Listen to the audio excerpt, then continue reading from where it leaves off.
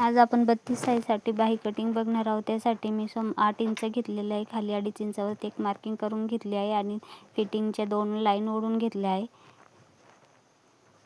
त्यानंतर समोरतून 1 इंच घ्यायचा आहे आणि जिथे 2.5 इंच घेतलं आहे तिथं आपल्याला हा राऊंड शेप देऊन घ्यायचा आहे वरच्या साईडनं. 5 इंच दंड घेर घेतला आहे. 1.5 इंच स्टिचिंग मार्जिन घेतलेलं आहे समोर आणि अशा तिरप्या लाईन ओढून घ्यायची आहे दोन्ही पण. त्यानंतर समोर 1.5 इंच घेतला आहे तिथं असं जोडून घ्यायचं आहे आणि नंतरून बाहीची कटिंग करून घ्यायची आहे. आणि आता आपलं बाहीचं कटिंग झालेलं आहे. त्यानंतर घेणार आहोत आपण फिश कट.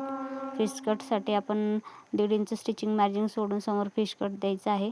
तर मी अर्ध्या इंचावरती मार्किंग करून घेतलं आहे साधारणतः 2-2 इंच च्या अंतरावरती आणि असं दाखवल्याप्रमाणे फिश कट ही कैचीने आपण कट करून घेणार आहोत. आणि आपला हा फिश कट तयार झालेला आहे आणि बाही तयार झालेली आहे 32 साईजसाठी. 32 साईजसाठी हे मेजरमेंट एकदम परफेक्ट आहे. तुम्ही अशी बाही कटिंग करू शकता.